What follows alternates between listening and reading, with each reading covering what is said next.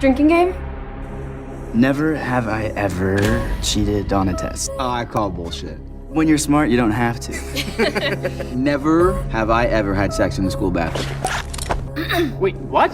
Never have I ever survived a zombie invasion. Hey, MacDonald, sir, man. how are you doing? Long time no see. How you been keeping? Good, good. It's nice to see you again. We did this like a year and a half ago, 2 years ago for Wolf. Yeah, So it's for good the to Wolves. see you Yeah, yeah. again, man. Yeah. Huh? I was hoping Yeah. you'd be on this. I saw your interview with Nia DaCosta. I thought it was great. I watched it. What a Yeah. movie. What a movie. Yeah, yeah, yeah. I No, agree. enough I about that agree. movie. Let's talk about this movie. Yeah. This is fantastic, Sure. man. So I watched this last night, way too late, way past my bedtime, but it kept me awake, man. I couldn't. It was just so good. I mean, it was like 2 o'clock in the great. morning. I was like, should I put it on now? Should I wait till tomorrow? And I was like, no, I'll put it on. And it just kept me awake till nearly 4 o'clock in the morning, and it was fantastic, man. Loved it. Oh, you to bits. finished it in one sitting? Oh, I did. Yeah. Oh, great, great, great.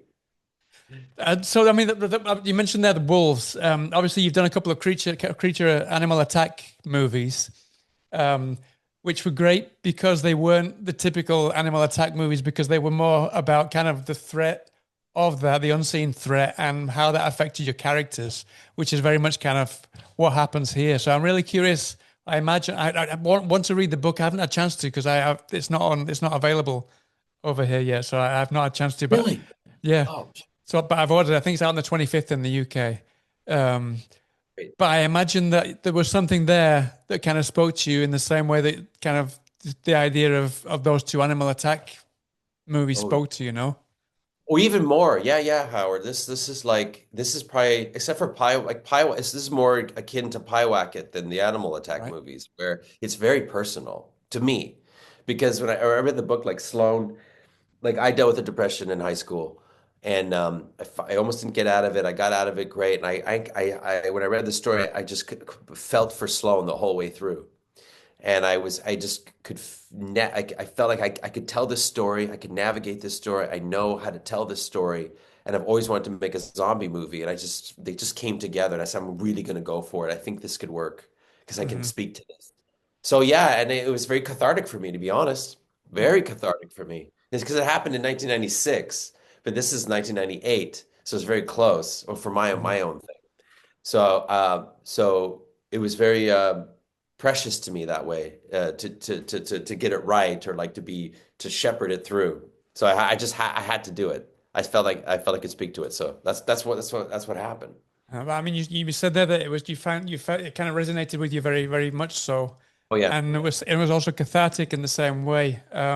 So how did that kind of inform the way that you adapted it from the book to the screen? Is it very faithful because I haven't read the book, or did you kind of take specific liberties because there were certain things that you kind of really resonate with that you felt would be more cinematic? Well, there was the book is in her thoughts, right? So that Right. you're always in her head. The whole book, you're basically in her head. So it's really hard to translate that unless you use voiceover narration. I'm not the biggest fan of voiceover narration, Me so I wanted neither, to yeah. show it. I wanted to show it. So some of the elements, or the kids would talk about, the teenagers would talk about. They say, remember this happened. Well, I would show it. I'd pick the best parts of that and kind of build it up to tell it in the story, to keep it moving forward instead of Yeah. just talking about it to show it. And so I started when I was adapting it, I was like, okay, they seem to be in like a washing machine at the beginning. Like they're just like all over the place. The book kind of acts like that. The opening is the opening, then they slam them into school. Then you're in the school for like 90% of the book. But you're in her head, kind of, she thinks about her sister, all this Yeah. stuff and her feelings and what she's going through, her note. And so that's why I was like, okay, let me just get like it's a concussion. Like it just happens, and you get into school, you get bounced back, bounced around till we finally settle. So I found that work. So when I was adapting it, I was like, okay, I'm going to use that veracity, um, to then go into more of the emotional components when she's in the school, and they kind of like, that's the word I'm looking for, like they complement each other. Yeah. And I felt it worked. So I didn't take that much liberties in the character or what she was going through, because that's all in the book. Like her depression is very clear in the book. It's like the through line is her arc is very clear. I just had to give it just a bit more of the cinematic, like you said, the roadmap, a bit Yeah. more visual moments to get us there at times, and that was the only difference really. I added a few scenes, like when they go in and see the teacher in the when he takes the phone, that teacher, the Yeah, song. yeah, That's yeah, something new completely. But I yeah. said, because I saw the location, I saw the office. I'm like, we got to do something here. I'm so glad we don't use those telephones anymore, those type of telephones anymore. Yeah. So, I mean, you mentioned there that you're not a fan of kind of narration over the film, which I pretty much hate unless it's done really, really well. Something else that I usually hate, and except kind of like Pulp Fiction or more recently Weapons or things like that, is kind of the shifting timelines perspectives, which is also something that you nailed here as well. How did you kind of approach that? Because that is so hard to get right.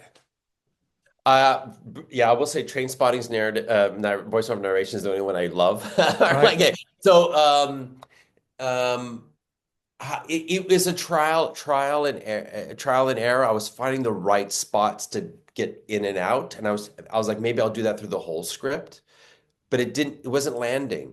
So then I was like I said before, it was like, okay, I want to feel what they're feeling at the beginning. When this thing's going down, I want the audience to feel what they're feeling, which is you're being whipped around. You're trying to grasp on anything you Hmm. can. That's what they're doing. So Yeah. with the mom and this, and then like we're like go back and forth. The blood's on her face, the blood's not on her face, and this happens. And eventually, when this is what went down, now the mom's not with them. They hop the fence. We zoom into the school, zoom in on her, and like, she wakes up. Okay, we settle. Now Yeah. we're nowhere here. That's like a half hour into the movie. Uh-huh. No, no, So but it's I mean that was why it kept me awake, kept me yeah, gripped because it was like, what the yeah, hell? Why she got all this blood on her face all of a sudden? It yeah. worked so And well, man. Yeah, that's in the book. That I use. right. So I'm like, how do I get there more? And like feeling like feeling what they're feeling is what I was trying to do. Saying, okay, I'm getting whiplash here. So I was like, I can't be so, I'm not brave enough to go, I'm gonna sustain this through the whole movie, but that'd be exhausting. So I was like, okay, I'm gonna take a risk here. This is how I'm gonna build the beginning and hope the audience will go with me. When we settle and then come out of it. I'm not gonna say it's unique, but you don't really see that often. Usually they'll keep that theme through the whole thing. So I want it to be a little bit more unpredictable. The way it was going on at the beginning in the story.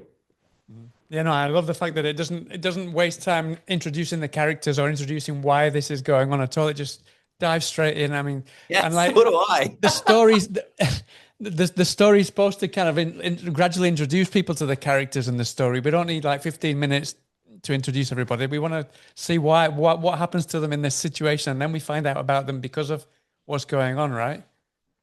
Credit goes to Courtney Summers because that's how it is. I just kept bringing us back and forth, but she opens the story exactly how it opens, pretty much. At the breakfast table, the whole thing comes out. She's running down the street and boom, and then they're in the school. Yeah. And she has blood on her face. And I remember reading that, going, "What is going on?"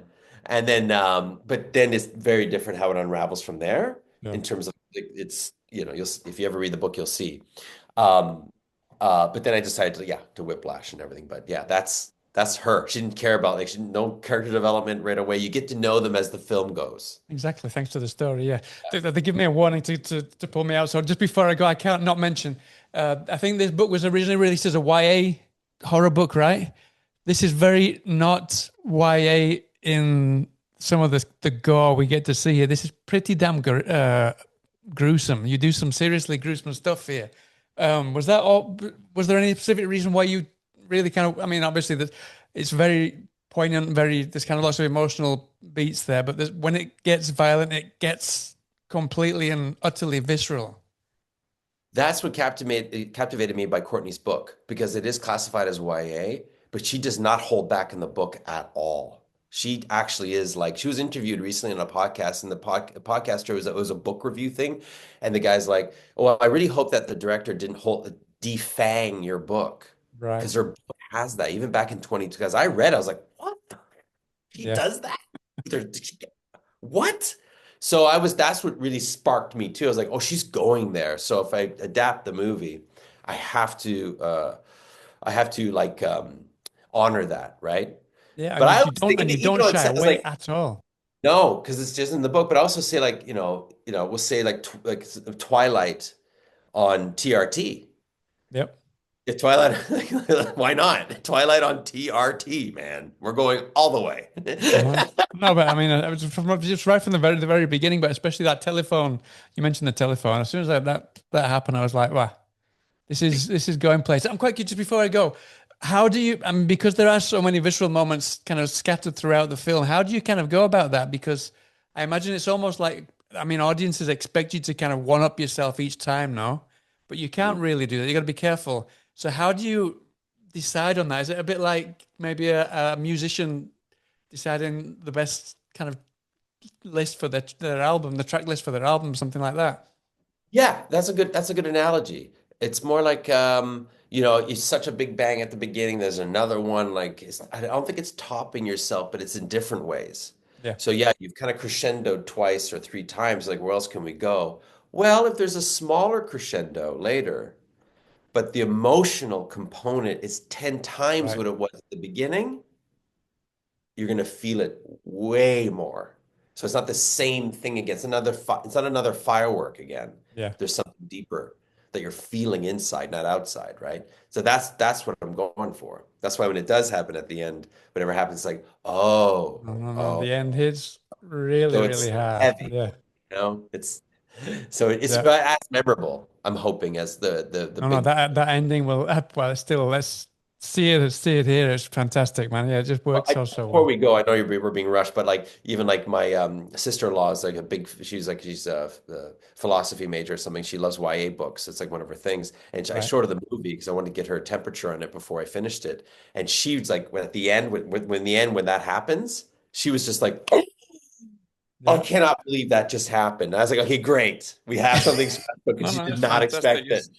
But it's not because I mean, it really is visceral, but it's because it's so visceral, but at the same time, it's Oh, so potent for reasons that I obviously won't spoil whatsoever. And well, yeah. it just works so well, and I won't forget it. Yeah, yeah. So an Oh, ending scene that I won't excellent. forget, man. So you did a good job. Thank you, Howard. All right. Well, Great to listen, I've talk got to to you go. again. It's always a pleasure to speak to you, sir. I can't wait to for people to see the film, man, and I can't wait to. I wish you the best of success with the movie, and I can't wait to speak to you again sometime soon. Yeah, same, Howard. Next time it'll be in person. Finally get to meet I you in hope so, person. man. Yeah, that'd be great. All right. Have a great day. Okay. All right. Take care. See you later. This is not a test.